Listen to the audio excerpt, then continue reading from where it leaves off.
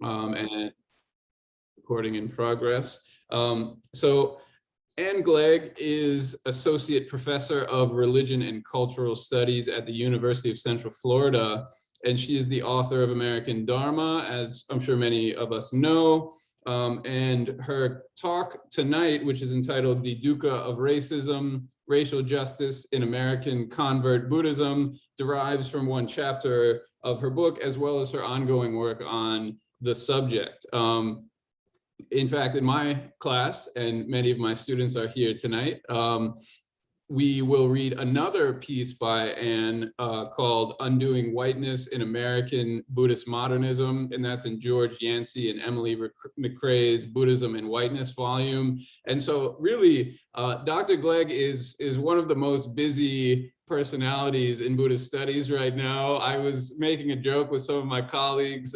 He announced that Dr. Gleig will speak at the new college in Florida next month. And I said, well, our talk is tonight with Dr. Gleig. And somebody else was like, oh, we invited her a couple months ago here. So she's really incredibly busy.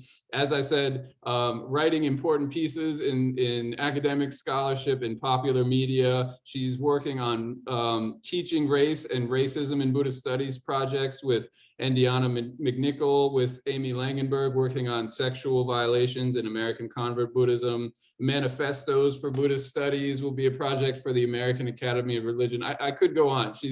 We're very lucky to have her tonight. And maybe without further ado, I give you Dr. Anne Gleig.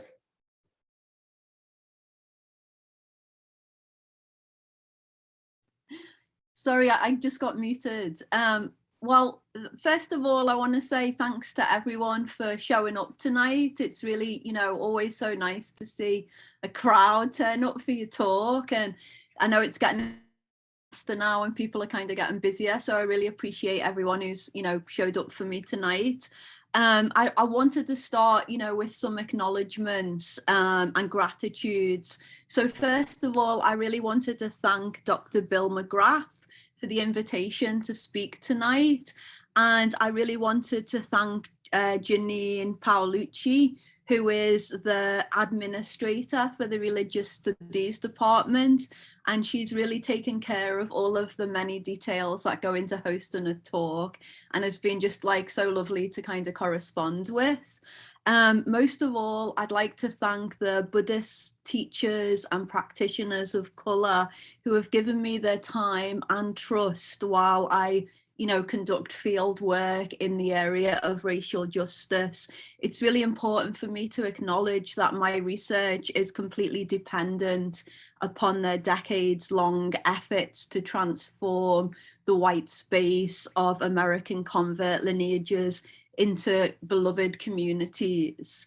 And as a white researcher, it's been really intellectually and ethically transformative for me to be able to understand and contextualize their work, from a Buddhist studies perspective. I also want to acknowledge that I'm speaking today from the location of the traditional territories of the Seminole and Miccosukee people. I'm learning a lot from activists, practitioners, and scholars who are working across Buddhist and Indigenous lines. One of these scholars is a friend and colleague, Natalie Avalos. And I've asked Bill if he, I think he already did it, he's included a link to Natalie's work, so for those interested. So what I'm going to do now is I'm going to transition to my PowerPoint. I'll have a PowerPoint as I kind of give my talk. It's a formal talk. I'm kind of reading from a paper because it just helps me to keep focus, because I'll kind of ramble otherwise. So I'll go to screenshot now and bring up my PowerPoint. And Bill, is there any way? Oh yeah, I'm good. Okay, so can everyone see this okay? Bill, is it good? Can you thumbs up? Yeah. Great. Okay, so let's see. All right, one sec. Yes. Okay. So as Bill mentioned, my talk tonight is actually a chapter from my 2019 book, American Dharma. The book basically consists of a series of multi-sited ethnographic case studies one of which is on racial justice, and the chapter is the same name as my talk, The Dukkha of Racism. My main thesis in the book, my kind of theoretical contribution, is that I look at the ethnographic, richness on the ground, and I basically argue that current developments cannot be contained within the paradigm of Buddhist modernism, which is, I think maybe still is, or I'm not sure if it still is, but at the time I was writing was the kind of dominant framework to understand kind of American Buddhism. So I kind of try and put a bit of, pressure on that, and hopefully I'll convince you all tonight that I'm making a compelling argument. But, the book came out in 2019, and the fieldwork was, conducted over the course of a few years before that. So since the book come out, there's been some really fantastic scholarship.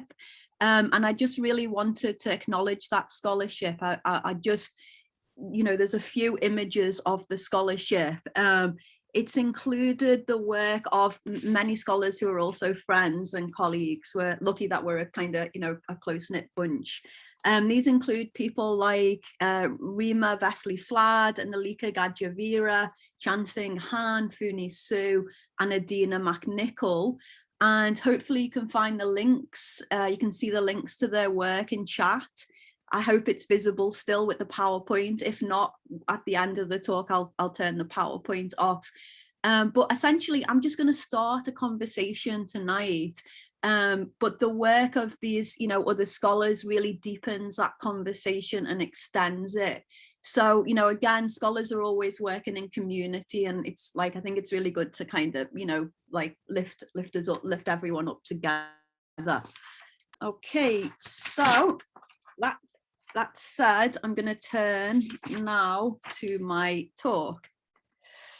Okay, so on July the 1st, 2015, a website titled Buddhists for Racial Justice started circulating across Buddhist social media. It included an open letter that spoke of the deep grief at the murders of the 9 members of the Emmanuel African Methodist Episcopal Church in Charleston, Carolina on June 17, 2015. These murders were not only the result of an individual deluded by racial hatred, it stated, but also reflected the legacy of slavery and white supremacy that persisted in the American collective consciousness and institutional structures. As Buddhists, it continued, we are obliged to realize the interconnectedness of experience, to recognize the causes and conditions that perpetuate the collective suffering of racism, and to respond compassionately with direct, tangible actions. Now, alongside this open letter, there were 2 calls to engage. One was for white practitioners to awaken to their white privilege, and another was for members of color to, quote, investigate their own unconscious patterning that perpetuates the suffering of racism, end quote. Now, by the next day, over 500 people from a variety of Buddhist lineages had endorsed this letter. And 2 weeks later, that number had risen to 1,400. Now, the immediate origins for this letter, this open letter, can actually be traced to May 14th, 2015, when a delegation of 125 Buddhists from 63 different lineages, organizations, gathered for the first White House-U.S. Buddhist Leadership Conference. Here they presented 2 letters, one on climate change and one titled Buddhist Statement on Racial Justice. Like the website, the latter opened with a declaration that as Buddhist teachers, they were distressed by the killings of unarmed African Americans brought to attention by the cases of Michael Brown in Ferguson and Eric Garner in New York City. As with the open call letter, this letter seamlessly interweaved the language of Buddhism, suffering, interdependence, compassion with racial justice. Now, the impetus for this letter was attributed to the courage of the people of Ferguson and the Black Lives Matter movement, which has brought urgency to what the Buddhist Peace Fellowship has dubbed as Buddhism in America after Ferguson. Both letters, however, should be seen as part of efforts to challenge whiteness in American Buddhist convert communities spanning now nearly 3 decades. So many of the themes expressed on the Buddhists for Racial Justice website, for instance, are articulated in making the invisible visible, healing racism in our Buddhist communities.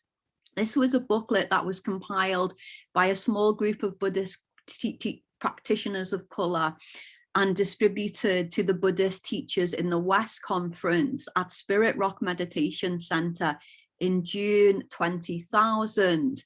It declared that for many years, the Euro-American middle-class Sangha had been resistant to the efforts of people of color and their white allies to raise awareness of the reproduction of racism within Western Buddhist Sanghas. And unless this was addressed, the Dharma, quote, risked becoming irrelevant to vast parts of our society, end quote. Interweaving personal experiences with Buddhist teaching and critical race theory, this comprehensive collection offered a number of resources to combat racism, ranging from institutional diversity trainings to addressing racism in Dharma talks. Now, for much of this time, such efforts were marginalized and ignored in mainstream American Buddhism. In the 2009 edition of Shambhala's Sun, titled Celebrating 30 Years of Buddhism in America, for example, there is no mention of racial justice work. Nonetheless, due to the combination of a small but deeply committed network of Buddhists of color and wider cultural critical mass around racial justice, such work is now coming to the forefront of American Buddhist communities. And this is reflected in the increased coverage of racial justice issues in both the Buddhist press and also mainstream media. So here's the New York Times. Now, racial justice work is a transsectarian phenomena that has occurred across Buddhist lineages. But there are a few communities and a number of individuals that have been particularly active. The East Bay Meditation Center in Oakland, California is one such center. There's also from the Insight World, New York Insight, very own New York Insight, and the Insight Meditation of Community of Washington in DC have been prominent. The Brooklyn Zen Center, Zen-Yu Earthland Manuel, from the Zen lineage, Reverend Angel Kyodo Williams, who is active in Zen and also in Tibetan Buddhism, teaches, I think, independently now, also a major kind of figure in this work. Oh, wait a minute, I've got some pictures here. And more recently, Lama Rod Owen has emerged as a leader from the Tibetan Buddhist community. Now, for purposes of brevity, this paper will examine some of the main features of racial justice work through a particular case study, that of the Insight Meditation Community of Washington. It's IMCW for short. I'll highlight the main pragmatic and hermeneutical strategies by which diversity and inclusion and equity initiatives have been legitimated within a Buddhist framework. And I'll also consider some of the opposition this work has faced. And in inclusion, I'll reflect on the significance of this work for Buddhist modernism in the US. So before turning to my case study, however, I just want to say a few words on terminology and methodology.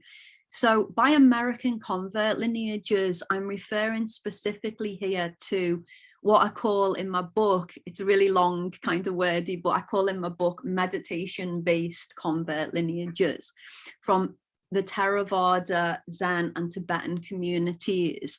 And these communities, these convert communities, have historically been marked by an overwhelmingly white middle-class demographic, and a privileging of individual meditation experience. So therefore, I'm not including Soka Gakkai, another Buddhist lineage with many American converts, which, unlike meditation-based lineages, is and has always been marked by significant race and class diversity. So as Sharon Smith notes in the former group, the convert meditation group, quote, there is apparently a hegemonic discourse of middle-class whiteness that people of color and working class members of the group have to negotiate, end quote. By contrast, in Soka Gakkai, quote, the ethos is one of a moral cosmopolitanism that encourages intercultural dialogue, thus facilitating the involvement of a multicultural following. And just as a, just as a respect, I just want to kind of mention, Dr. Sharon Smith was a Buddhist scholar and practitioner who died of cancer. Her work was, really pioneering. She, should be given this talk tonight. She was based in Britain. I kind of got to know her because I'm also British, but we emailed but never met in person. But she died before she was able to turn her dissertation into a book. But Sally Munt and Andrew Kamtuk Yip have made it into a book. So I just wanted to kind of honor Sharon's kind of groundbreaking work. Okay, so I'm going to employ the umbrella term racial justice work as a kind of shorthand for a variety of initiatives, from promoting diversity to challenging white privilege. And as I'll later discuss, communities are increasingly adopting the terms inclusion and equity rather than diversity, in recognition that a more significant reconfiguration of power is needed within white sanghas, rather than merely adding more people of color to existing structures. And on a related note, while diversity, inclusion and equity work includes multiple categories of identity, race, class, gender, sexuality, my focus here is going to be on race. And I'm going to use the term POC, people of color, and Buddhists of color as the emic self-identifier of these participants. But it should be noted that within this category, there's also a lot of racial difference. And, further research should and is attendant to those differences. So some of the work of my colleagues are focusing, on Black Buddhists, or, Chenzing Han is focused on the experiences of Asian American Buddhists. Okay.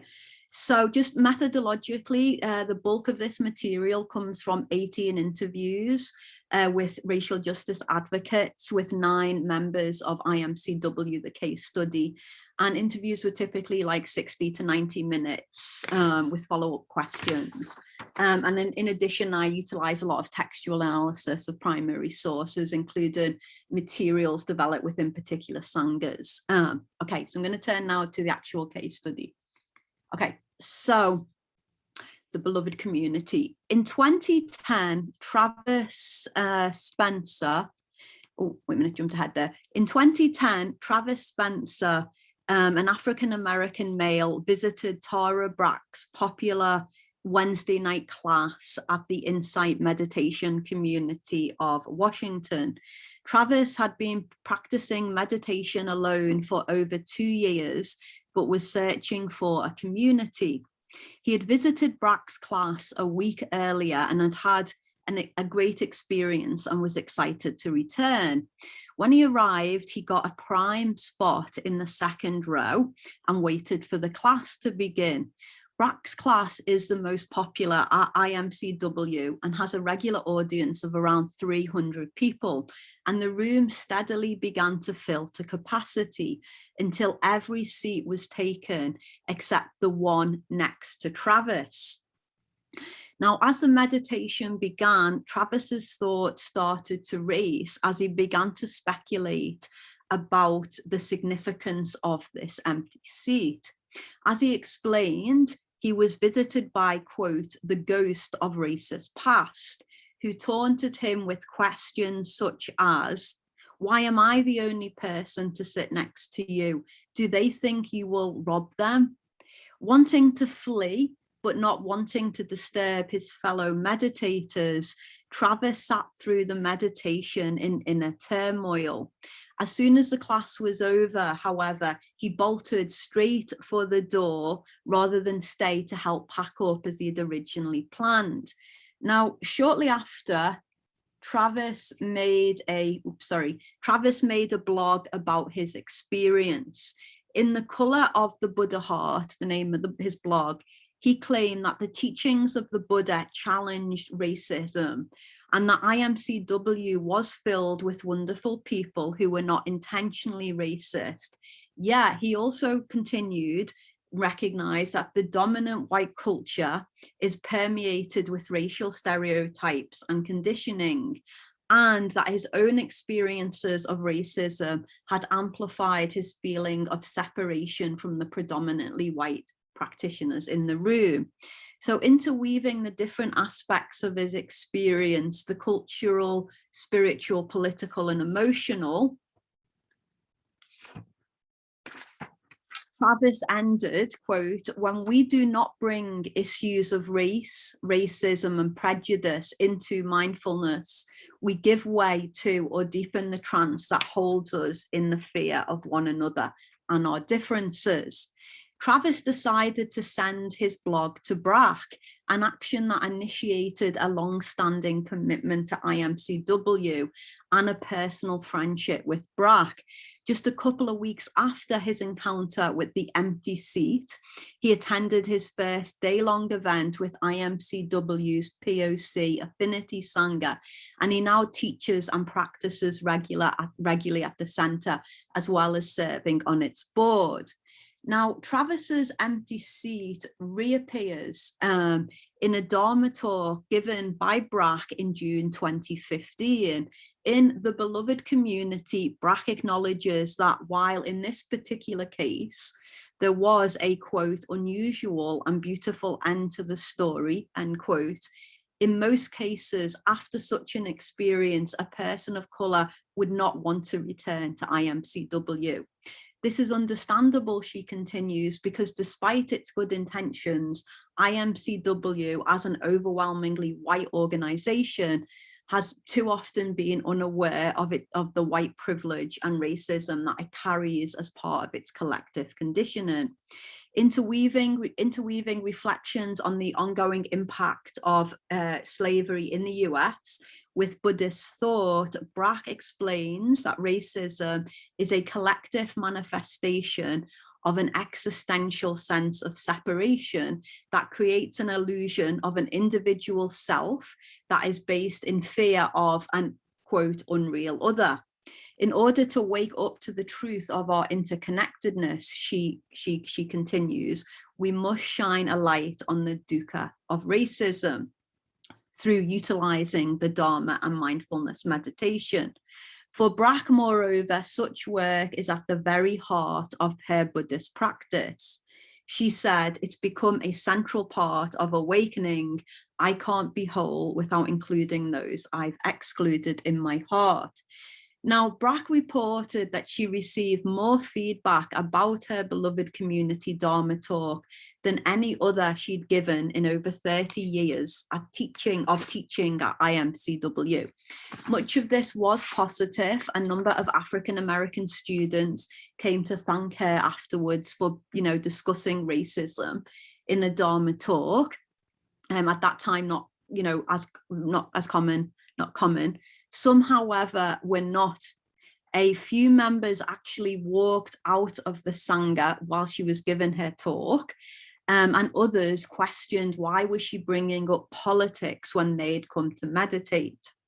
So following the trajectory of this empty seat to the beloved community brings into focus some of the challenges faced by IMCW in trying to establish their center, as a space of racial inclusion and justice. So a little background on IMCW. So IMCW developed out of a small sitting group led by Brack. Brack is a senior teacher in the Insight community, and she's well known through her books on Buddhism and psychotherapy. And it has grown into a very large and flourishing center. It's based in a suburb of Washington, D.C., but it offers a number of programs across the area. Now, while more established than most centers, its organizational kind of format and its historically majority white demographic really does mark it as typical of many Insight communities. IMCW's first efforts at racial justice, then thought of as diversity and inclusion, began in 2005 when a small group formed a diversity committee. It was actually racially diverse and included mixed gender and sexual identity orientations.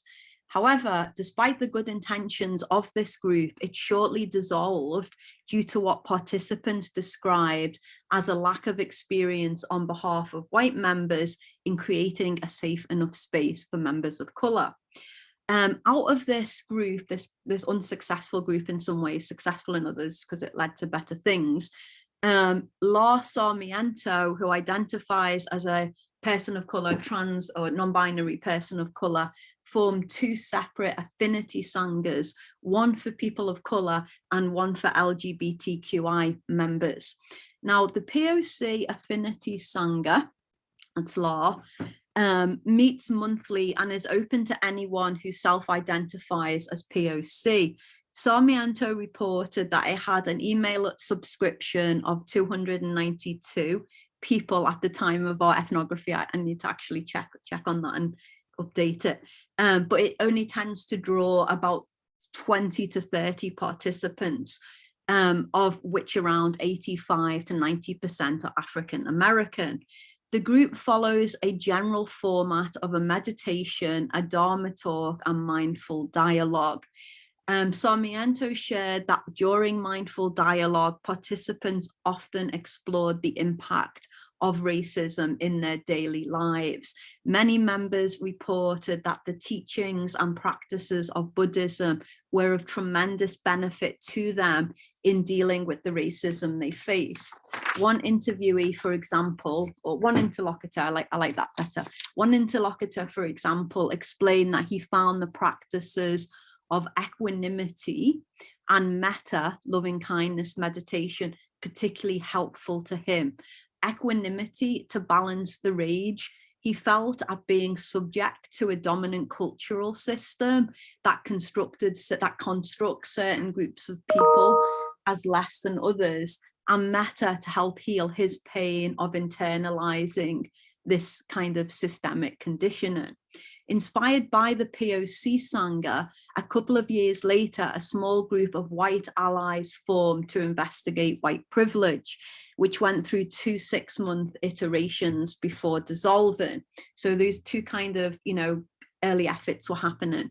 Now, despite these early efforts, though, a very painful period of breakdown, hostility, and tension occurred between the POC Sangha and the White Leadership Board. Now, many of the POC members were injured by the fact that the white POC leadership body was unsupportive of their desire to maintain the group as a POC only space. And as a result, they left the organization. And essentially what happened was a white partner, a wife of one of the POC members, wanted to join the group. And that was, that kind of started the rift. Now, Hugh Byrne, who was a white senior teacher, looking back, explained to me, looking back, one of the main problems was that members of the board, the white members of the board, had simply not done enough of their own work on racial privilege and inner transformation, end quote. Sarmiento felt another big problem was the lack of strong relationships between the POC and white members. And in response, they and Tara Brach started a mixed group, a mixed racial group, what they called it at that time, a diversity friendship group, consisting of around 12 people. mostly teachers and board members. The group began in 2011 and they met quarterly each year until October 2015. Now, IMCW has also engaged in a number of institutional initiatives to try and diversify the board and the teaching body. Most significantly, they realized that white members, and particularly those in leadership roles, needed to do their own work on kind of white awakening. To this end, Eleanor Hancock ran a year-long training program called White Awake. Here it is, for white teachers and board members. And according to Byrne, this training showed the POC members that the white leadership body was truly committed to racial justice work and had more than the good intentions that had been, you know, such a stumbling block for several years. Brack echoed this. She said, the biggest thing was the White Awake program. That was the number one thing, really, having our senior teachers and board members do this year-long program. Like, this is an issue for white people. They're the ones who've got the problem, right? So put simply by Sarmiento, quote, trying to have conversations with white people is pretty painful and exhausting. That's why white folks need to start doing their own work and not rely on folks of color to educate them, end quote. Now, other attempts have included attempts to diversify the teaching body, and they've been undertaken through external and internal strategies. So one external strategy has been to invite guest POC teachers to run events at IMCW. And since 2007, when Larry Yang, he's an Asian American teacher who's been really at the forefront of changes in the Insight community, co-led a retreat with Brack. Since then, Brack has endeavored to always have a teacher of color co-lead retreats in the Sangha with her. Internal strategies include nurturing, mentoring, and supporting teachers of color within the Sangha to kind of bring them through the Sangha, and also trainings for white teachers ongoing. Another has been to really implement institutional trainings of diversity and inclusion in the teacher training program that IMCW runs. Similarly, teachers are also, quote, strongly encouraged to address racial justice and equity issues in their Dharma talks, especially to the mainstream white Sangha. In these talks and through the White Awake training, becoming aware of and liberated from racial conditioning is framed as inherent to Buddhism. It's a Buddhist practice. It's not like something, you know, other that they're bringing into Buddhism. Now for Brack, again, Brack really emphasized that of all the different programs that IMCW was doing, they've got a lot of things going on, that diversity, inclusion, and equity were absolutely central to their whole mission. So how is diversity, inclusion, equity, or racial justice rendered central to Buddhism? What's a kind of Buddhist Buddhology of teaching? How's it articulated as Buddhist? So most fundamental is the presentation and understanding of racism as a form of both individual and collective dukkha, suffering. As one teacher put it, I don't identify as an activist. I just want to be able to notice suffering when I see it and not perpetuate it and alleviate it if I can. It's all about suffering for me. Doing this work is actually addressing suffering, addressing it in the ways that some people perpetuate it and some people have to live it. So when some people say to me, what does this have to do with our practice? It's like, this is the practice. And if you don't get that, well, I don't know. So to understand such dukkha, right? It's like the first noble truth is all life is suffering, right? So it's like racism is dukkha, right? So to understand such dukkha involves moving to the second noble truth, which is understanding the causes and conditions that produce dukkha. At the core of this, in the kind of framework at IMCW, is an understanding of this habitual tendency to create a false self that is rooted in defending against an unreal other, reflecting the Buddhist poison of ignorance, this individual self, and aversion, aggression to the other, the unreal other. Racism is viewed essentially as a collective manifestation of this existential separation between self and other.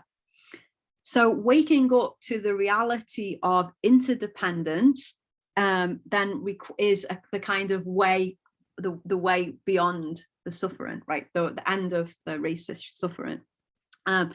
And this requires both a individual and collective inquiry into causes and conditions of race, which can be achieved, going to the fourth noble truth, through the path to the end of suffering, through practices such as mindfulness, because it's the insight community, so mindfulness is the kind of center of the meditative traditions there, and the creation of an inclusive sangha, or beloved community.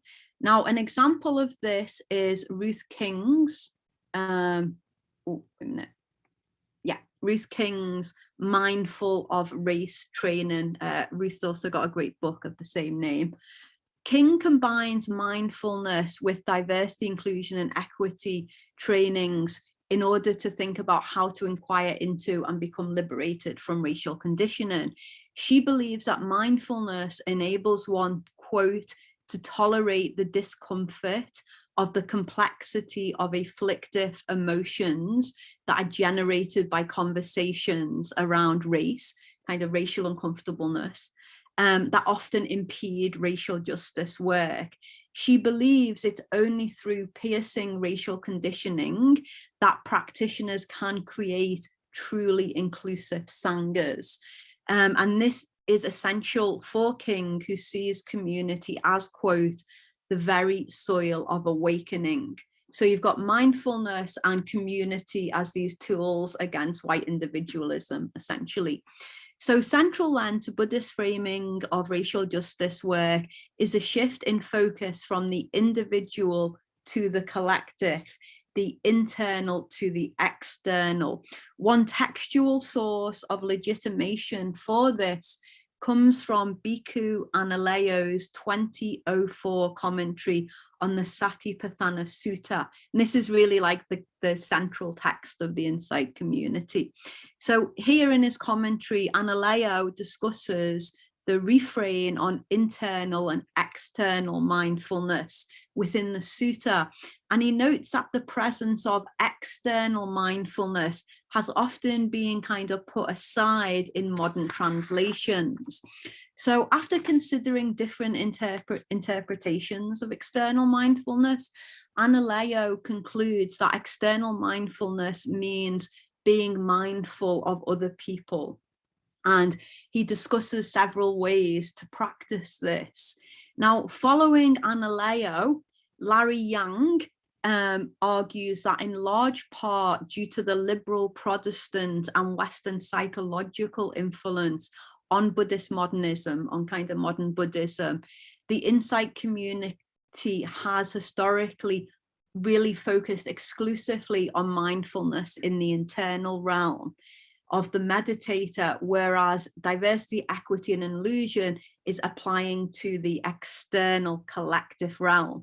So Larry's kind of springboarding and expanding Analayo here. So another commonly employed hermeneutic is a distinction between transcendent and embodied approaches to Buddhism. So Jonathan Faust, who is another senior teacher, white senior teacher at the community, delineates, in an interview with me, delineated two approaches to awakening. One is called seclusion, in which you withdraw from the world and purify through strict abstinence. The other is engagement, quote, where you actually use the events that show up in your life as a guru, as a teacher. You invite everything you invite in everything as part of your spiritual practice, end quote. So when I asked if this seclusion and engagement mapped on to the distinction between Buddhist sutric, early Buddhist approaches, and tantric approaches, later approaches to awakening, Brack responded in the conversation to me, you are, quote, you are discerning between an understanding that all emotions have an intelligence. There is a wise way to work with them. Within them, if you are really present, there is a purity, an energy, very powerful and beautiful, versus the assumption that emotions are afflictive energies that are the shadow side that we need to conquer, end quote. Continuing, she said, there are some interpretations of Buddhism that say you should not feel or show anger. Whereas when there is a wounding and trauma, anger is a natural expression. Anger is an intelligent emotion. And if we say, and by we, she's essentially referring to white Sangha members, right, the dominant Sangha. If we say that you aren't supposed to feel angry, ways in which white Sangha members have responded to Buddhists of color, we are telling those who have been wounded, those who are part of the legacy of slavery, that they should not have a feeling about it, end quote. Now, Reverend M. Jamil Scott echoes Brack in a reflection on the absence of justice for Eric Garner. It's a very powerful piece. I highly encourage you to read it. He turns to Vajrayana tantric understandings of the transmutation of anger into wisdom energy. And he urges fellow Buddhists to, quote, really feel every aspect of anger. Do not let it slip into dullness, Marigpa.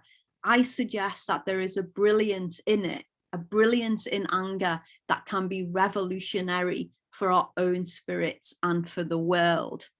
Now, Zenu Earthland Manuel, another wonderful teacher, advances a similar approach. She valorizes the embodied differences of race, gender, and sexuality through a non-dual metaphysics in which both relative and absolute dimensions of reality are affirmed. She critiques American Zen for privileging the absolute oneness of reality, the absolute, and dismissing the relative truth of difference.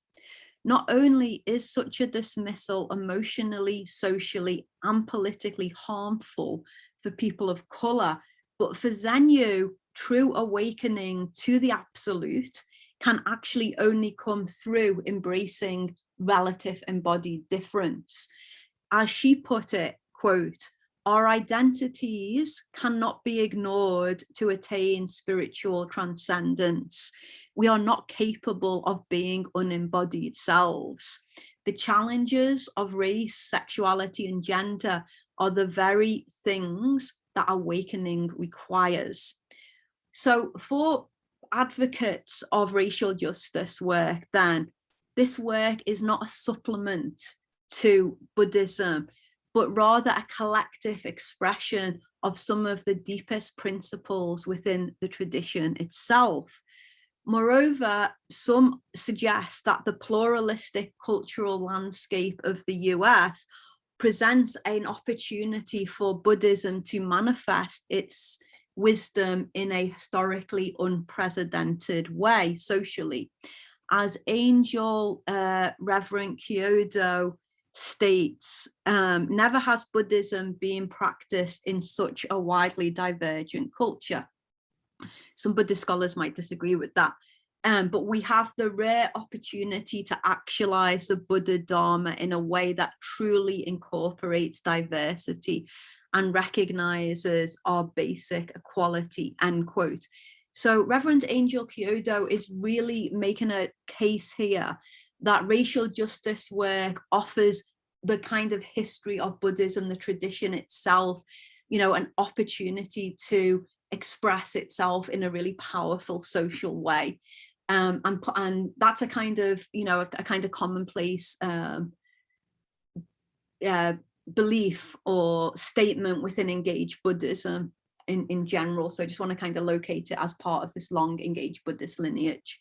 Okay, so before turning to my conclusion, it's also important to note that just as advocates draw on Buddhism to legitimate racial justice work, opponents do the same to delegitimate it.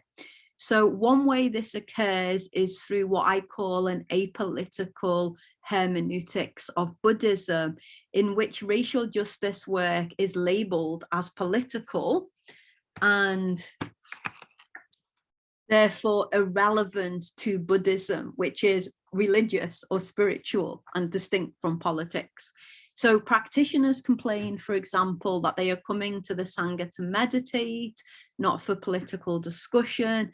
As mentioned earlier, several teachers, including Brack, mentioned to me that white students have walked out of the Sangha when they've brought up race in their Dharma talks.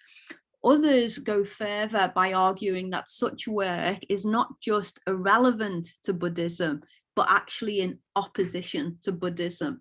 Now, one complaint, for instance, is that the emphasis on difference is at odds with Buddhist teachings of interdependence and causes divisions in the Sangha. This is often supported with reference to the Buddha's rejection of caste and the charge that affinity groups are kind of creating a quasi-caste system. As Brack explained to me, students say, if the Buddha taught that we are all the same, no difference between male or female, black or white, if there's really no difference between different castes, why are we creating these separate pathways? Why do we want to give special scholarships and create these distinctions, end quote. Another accusation is that focusing on race is a reification of identity and therefore is against the teachings of anatta, no self. Others argue that racial justice work is motivated by anger and that this should be dealt with internally. Conversations about racial justice are seen as disruptive to the cultivation of Buddhist states of calm and equanimity. So Reverend Jamil Scott and people like Lama Rod Owens are really responding directly to this with teachings on the transformative nature of anger. So opponents then actually often use the same teachings like interdependence and anatta as advocates, but they interpret them through a universal lens that privileges sameness over difference. Adopting a critical lens, however, it is clear that this sameness is actually synonymous with white experience. Now, this point was picked up by 3 of my interlocutors who differentiated between an ontological interdependence or oneness and a kind of naive socio-cultural universalism in which claims that we are all one effectively function to assert the oneness of white experience, itself a particularity, as universal. As Sarmiento reflected, this is my favorite quote in my book, when I started the affinity sanghas, my straight white friends were all like, why do you need to separate yourself out? We are all one. My response to that was, yeah, but whose one are we being? End quote. So this leads nicely to my conclusion. I've borrowed Law's great quote, who's one, a question, whose one are we being?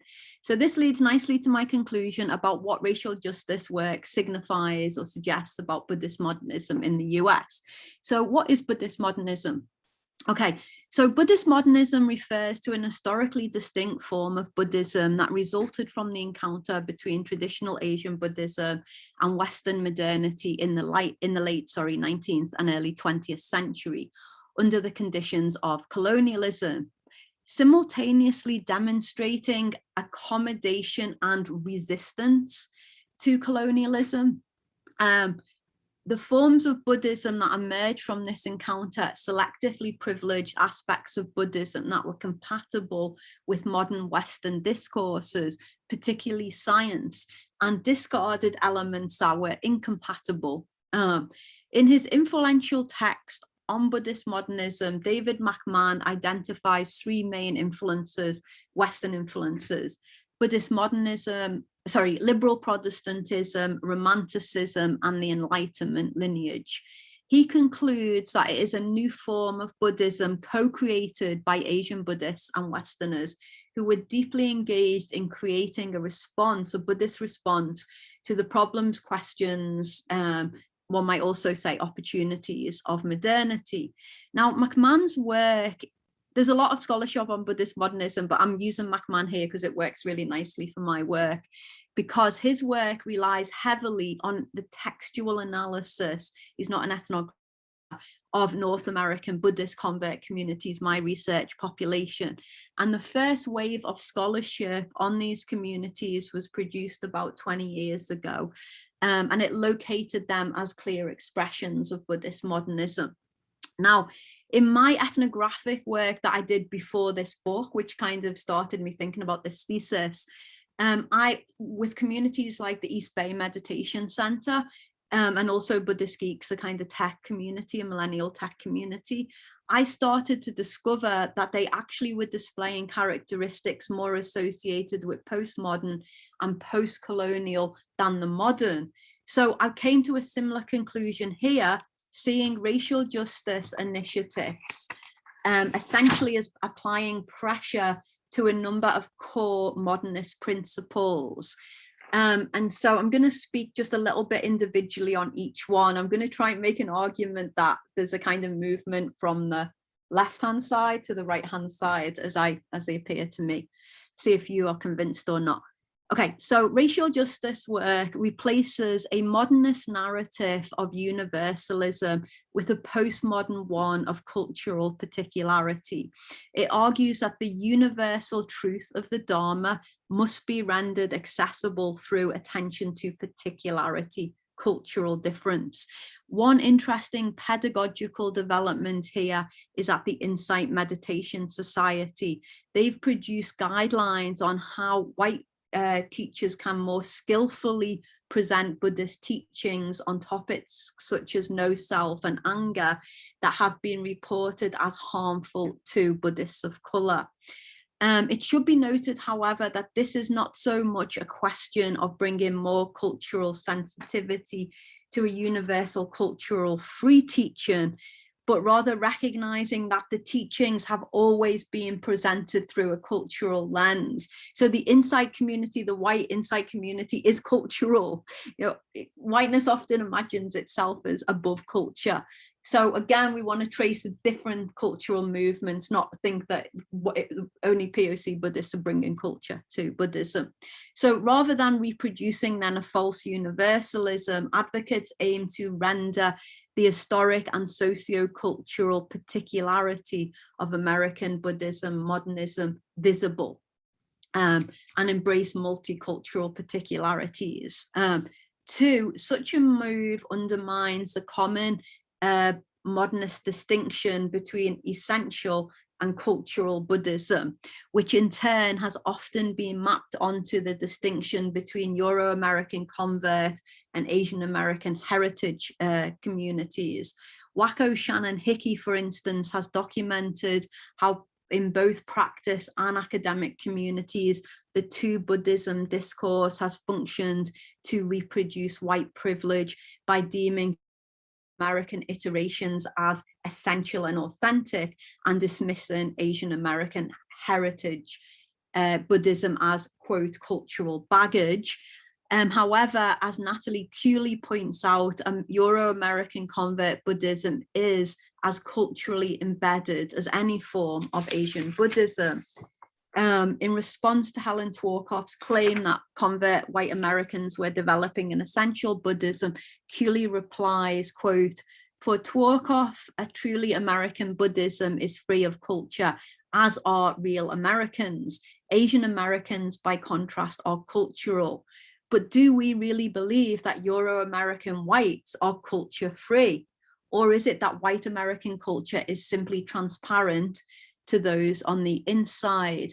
So the work by Chen Xing Han and others, but I really want to lift up Chen Xing right now, Be the Refuge, really, really undoes this distinction completely, like undermines it. So by large, I found in my research populations that advocates of racial justice work were sensitive to the ways in which Asian heritage communities had been historically dismissed by mainstream, white communities. And in the main, they avoided perpetuating the dismissal of the cultural trappings of Asian Buddhism and the implicit modernist colonial racist underpinnings of this. So a third feature is the interrogation of the liberal demographic of convert Sanghas. Now, while convert Buddhism has been often celebrated for its liberalism, seen, for example, in unprecedented teacher gender equality, much less attention has been given to racial and class difference. Luckily, that's changing now. So in fact, more than one interlocutor commented to me that it was actually the liberalism of convert Sanghas that was a real obstacle to racial justice work. Clea Bassing, for example, noted that it was difficult for white liberals in a Sangha. Clea had started a white kind of waking up to whiteness group. It was difficult for white liberals to, quote, self-identify as oppressors. And Brack made the same point. She said white Sangha members, liberals, assume they are liberal and that they want equality, but they don't realize the privilege they are living from, and they don't realize the amount of violence and oppression towards people of color. Now, the critique of liberalism can also be seen at IMCW in its reflections of the limits of liberal approaches to diversity and inclusion. Reflecting on the trajectory of IMCW, Byrne shared, quote, "First, we thought, well, what can we do to make IMCW a more welcoming and accessible place for people of color to come to? But looking back, I realized it was a somewhat simplistic approach," quote, end quote. So one of the main shifts that has occurred at the center is that the leadership board has slowly come to realize that for real change to occur, there has to be a decentering of white hegemony on multiple levels of the organization, rather than just inviting more POC to attend white structured events, right? As Sarmiento put it, so many great quotes from Law. I often use this analogy about dominant culture sanghas or organizations having a dinner party, and they want to invite new guests to the dinner party, and the new guests are like, "Oh, great, we want to share our food and we want to listen to music and we want to dance." But the dinner party hosts are saying, "No, we already have the menu. Just want you to sit at the table." So it's like this dynamic where it's more about, can we just have more diversity visually? It's not really interested in looking at the different contexts of privilege around difference. But if you really want to become an integrated Sangha, it requires a level of sharing the power and creating space in a way where you're actually bringing in what other people have to offer and how they offer it, end quote. So the interrogation of liberal goals of assimilation can also be seen in IMCW's recent adoption of the language of inclusion and equity rather than diversity. As one interlocutor noted, this signifies a shift in the mainstream perspective from how do we make you a part of what we are to how do we become more of what you are. Finally, racial justice work has mounted a significant challenge to the privileging of the individual meditator and the general culture of individualism of Buddhist modernist convert lineages. One major barrier to such work, continuously identified, was that many members of the mainstream Sangha are too preoccupied by their own individual suffering to address social or collective suffering. Brack felt that many members failed to understand the relationship between the personal and the social, and saw them as distinct rather than intricately linked. As she explained, people say to me, "Let me heal myself and then I'll pay attention to the social suffering." But what they don't get is that it's only when we realize we are part of something bigger that there is actually healing. this misunderstanding, again, is seen as reflecting this deep-seating individualism coming from liberal Protestant and Western psychological influences. As discussed, a repeated theme in this work is the revisioning of the Sangha as a beloved community, and the rhetoric of moving from individual to collective, internal to external aspects of Buddhist practice. Now, Larry Yang, wonderful human, presents the development and the valuing of community within POC affinity groups itself as a spiritual practice, Sangha community as a spiritual practice, a component. It's one of the three jewels in Buddhism that had been discarded again in earlier iterations of these lineages. He believes it is a valuable gift to the whole insight community. So summing up then, coming to the last slide, don't worry, just as the first generation of American converts brought the discourse, the liberal discourses of depth psychology and liberal feminism to an already modernized form of Buddhism, because modernization starts way before it comes to America. So Buddhists of color and their white allies are introducing perspectives of lived embodied experience, critical race theory, and intersectional feminism to the tradition. Now, these are not necessarily replacing modern perspectives, but they are engaging them in heated debate, right? And hence, alongside the scientific Buddha, who's fully aligned with the values of reason, individualism, and universalism that mark the European Enlightenment, we now find the woke Buddha of this pic, who is fully aligned with the values of difference, intersectionality, and the collective that mark postmodern, post-colonial, post-secular sensibilities. So I conclude, therefore, that racial justice work cannot be adequately contained within the paradigm of Buddhist modernism, but rather signifies the emergence of American Buddhism after or beyond modernity, or more colloquially put, a shift from being enlightened to being awoke. Okay, thank you. All right, I'm gonna take a breath and move to the chat. All right, I'm sorry I went over my time there. I hope you all managed to stay with me. No, thank you very much, Dr. Gleig. This was a very engaging talk, and I've gotten even some direct messages in the chat about how important and exciting your research is from my students, and even people who are not my students. So let's open things up. It looks like people can direct message me, like I was saying. So why don't we continue in this way? So please let me know if you have questions or comments. I see some hands being raised, so maybe that's a good way to do it. Rafael Diaz, would you like to get us started? Here, I'll ask you to unmute. And you should be able to turn your camera on if you'd like. I'll leave it up to you. I can't, but that's a-okay. I'm very pretty behind this, just so you know. So thank you so much for the lovely talk, for all your work. Really appreciate it. And yeah, I just have a question that's rooted in something that I think has just like I've really been wrestling with, is like entering the Buddhist community as like an Afro-Puerto Rican person, as a former community organizer.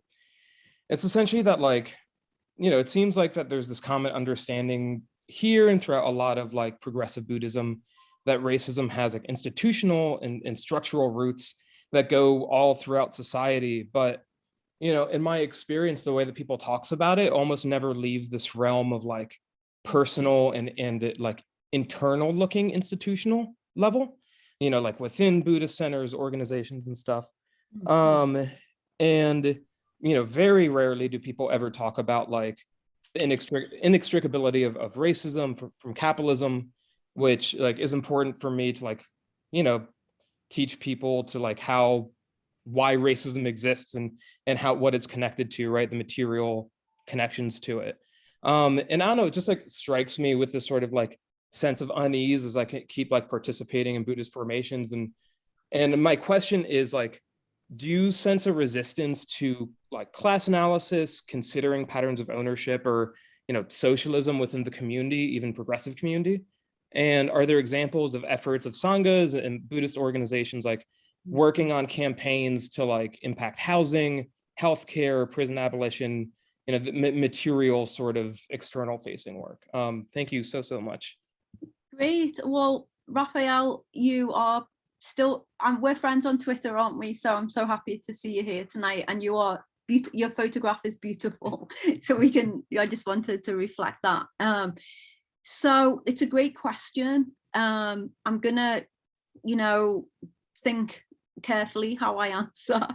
I would say there is both assimilation, like I think that your frustration is definitely pointing to something real, in terms of, a focus more on changing, the culture of a sangha.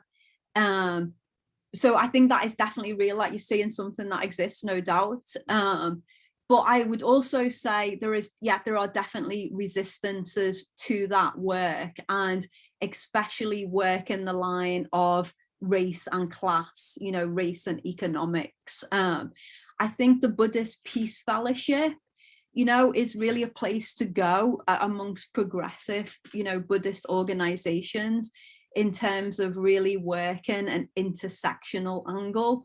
I know there was some movements to develop a union to unionize Buddhist teachers. I think that yoga teachers actually could have been in New York were successful in unionizing.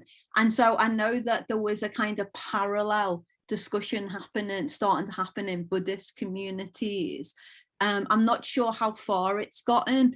I do have a couple of references for you that I can, I don't want to look them up now because I'll get distracted, but if you're okay to hold on, I can look up a couple of references about those efforts that are really placing pressure on economics. I think that it is quite a complicated question, because I make an argument in the chapter which turned out to be a little contentious, because there's some kind of pain between the teacher training program in the Insight community ended up splitting into two groups. One was housed at IMS on the East Coast, and one was housed at Spirit Rock.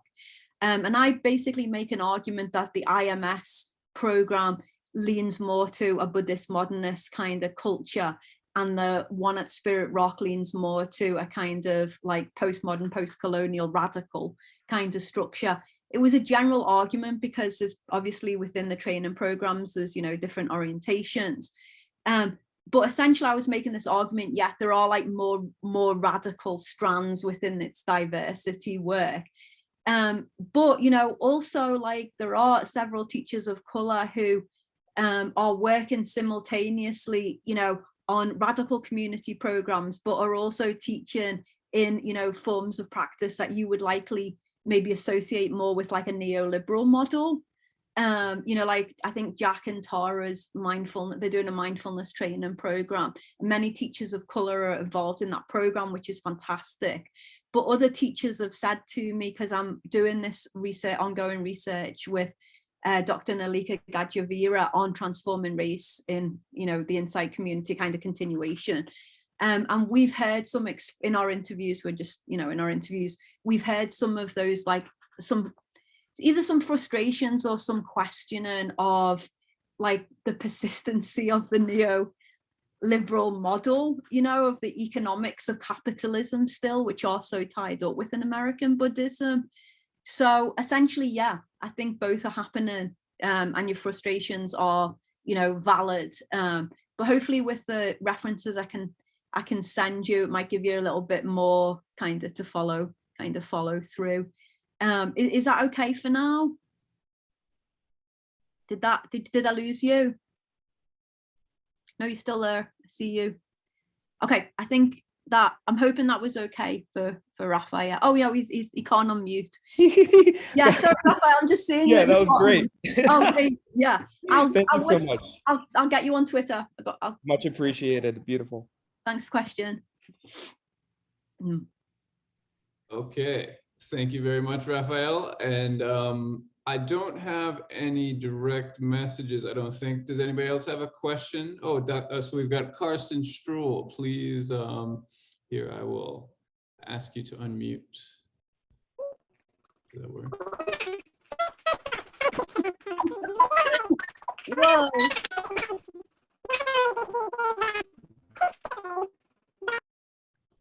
Did that sound garbled for everybody else? Yeah.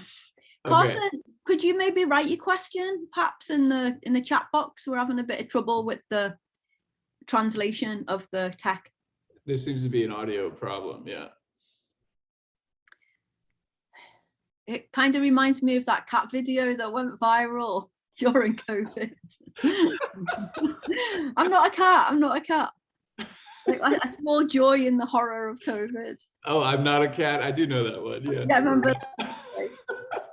Like, oh. All right. Well, as Karsten is writing, I have another question here. I think he was trying.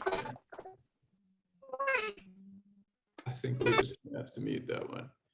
All right, here, I'm going to turn that off. All right, while Karsten is writing his question, here is a question from Judy Flesherman. She says, how do you see the role of Resmaa Menakem's somatic abolition as a spiritual practice aligned with a postmodern Buddhist orientation? And I can read this again because that's a lot of big words. I think I got it. Oh, but read it again for everyone to make sure it's clear. Okay, so we're talking about Resmaa Menakem.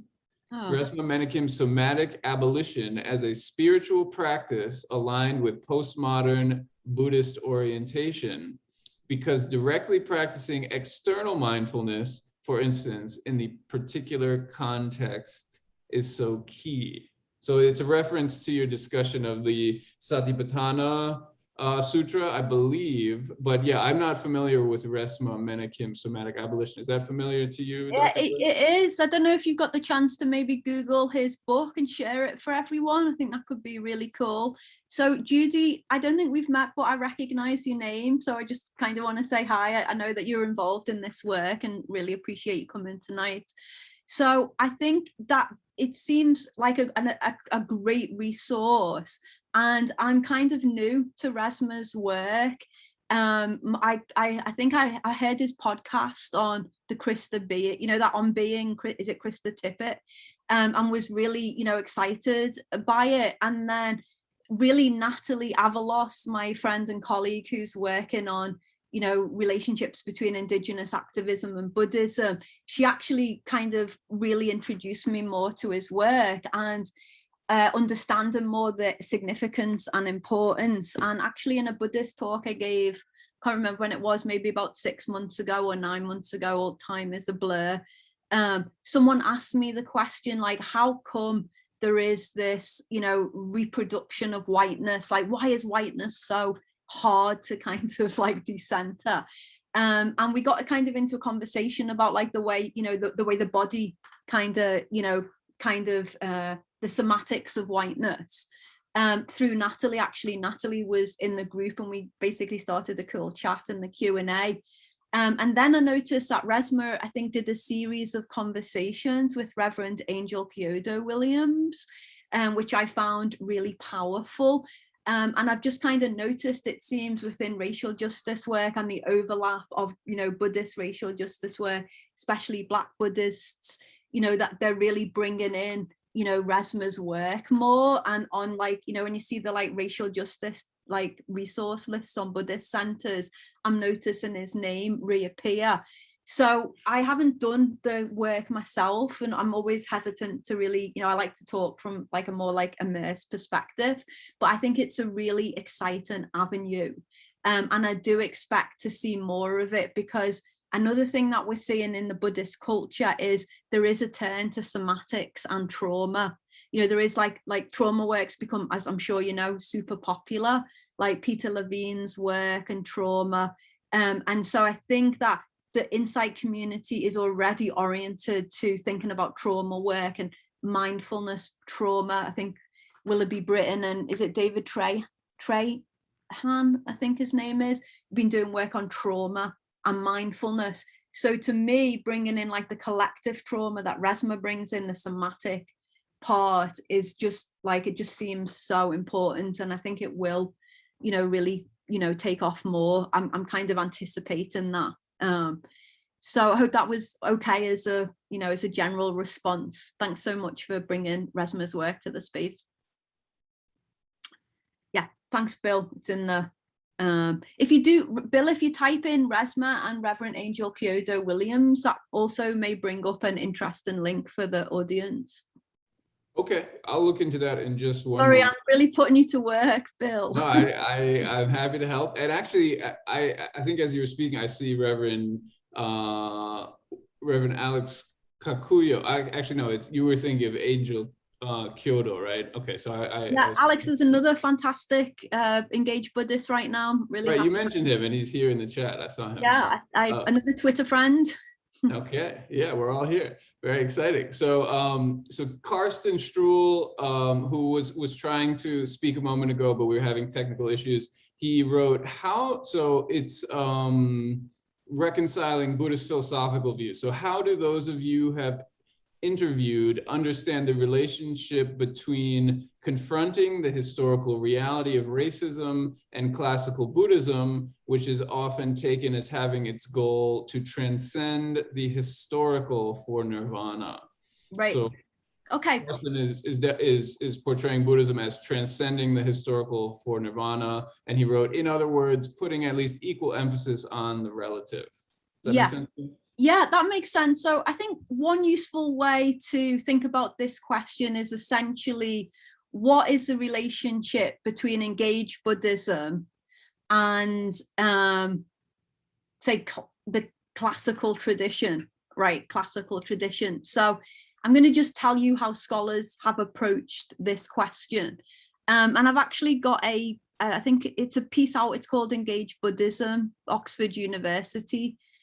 Bill, would you mind looking up my Oxford encyclopedia entry? Because it's really, I think it'd be really helpful for you, Carson, to read through the piece. It's open access. So essentially, there's various perspectives on the relationship between engaged Buddhism and classical Buddhism. So one perspective, I think a perspective that I held for a long time was, you know, engaged Buddhism is generally a modern phenomena. Right, it emerges in the 19th century, you know, in Asia first, in China, and Vietnam, and it is really responding to, you know, modern conditions now, like postmodern conditions. But it does mark a kind of, you know, a distinct kind of move in a different direction from the tradition. That's one common view. So engaged Buddhist scholars, you know, some of them talked about like engaged Buddhism as the fourth jhana. Are you familiar with the jhana system? It's a vehicle, the fourth vehicle, right? There's Theravada, Mahayana, Vajrayana, and then engaged Buddhism. So that was one perspective. And then another perspective, which I've actually become much more kind of compelled by and kind of excited by, basically argues that our conception of Buddhism, of the classical tradition, as this kind of individual, as this kind of apolitical, you know, non-engaged, non-socially engaged tradition, is itself a kind of vision of Buddhism that arises out of modernity. So it's a kind of colonial vision of Buddhism. So they really shake up this idea of this kind of socially unengaged Buddhism that existed prior to modernity. And they say essentially Buddhism's, you know, that contrast between classical Buddhism and engaged Buddhism is it's kind of starting from this fundamental, like, selective modernist understanding of Buddhism. So that's one response. Another response is all Buddhism is engaged. Buddhism historically, from the very beginnings, you know, King Ashoka, all of these different social projects, you know, that were kind of sponsored, you know, often by Buddhist state figures, is engaged Buddhism. So that would be like all Buddhism is engaged, and that, you know, on, right, rather than, in a way, it's similar to the position I just identified, but it interrogates more the engaged part rather than the, you know, modernist colonial formation of classical Buddhism. Now, the other thing that's happening that's really exciting is there's a lot of interesting work being done on classical or traditional Buddhism that's really kind of, translating texts that weren't translated before, and also kind of historically recovering what we might think of as historic marginalized Buddhists. And that scholarship, I'd think of like Dr. Stephanie Bork-Will's work on women in medieval China. Nicholas Witowski is working on lower caste monks in early Buddhism, essentially Dalits who he said have been kind of written out of the canon, and he's recovering like their voices.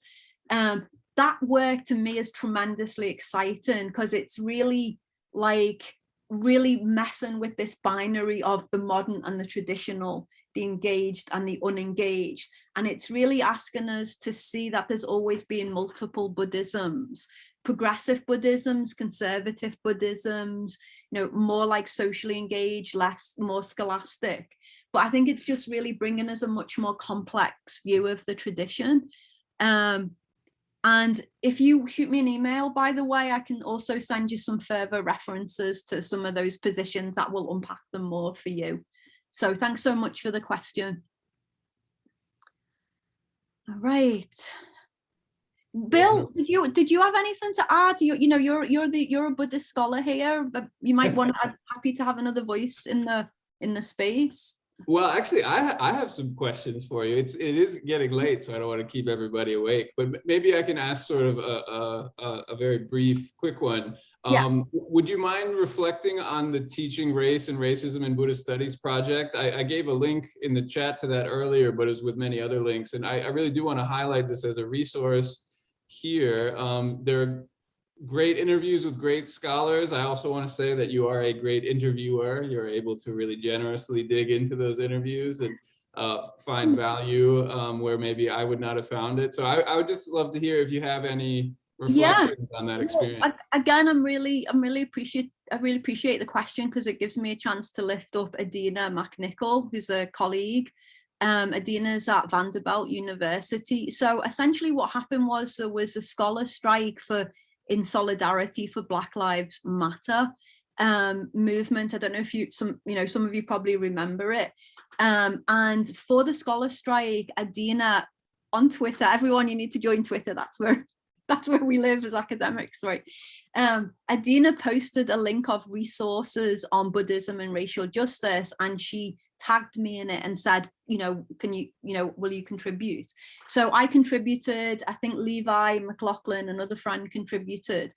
And then Francis Garrett at the University of Toronto, who's been an incredible figure in supporting, more like innovative Buddhist projects and more social justice projects, basically said, it would be great to turn this into a bibliography. So Francis and I put our heads together and we managed to turn it into a project.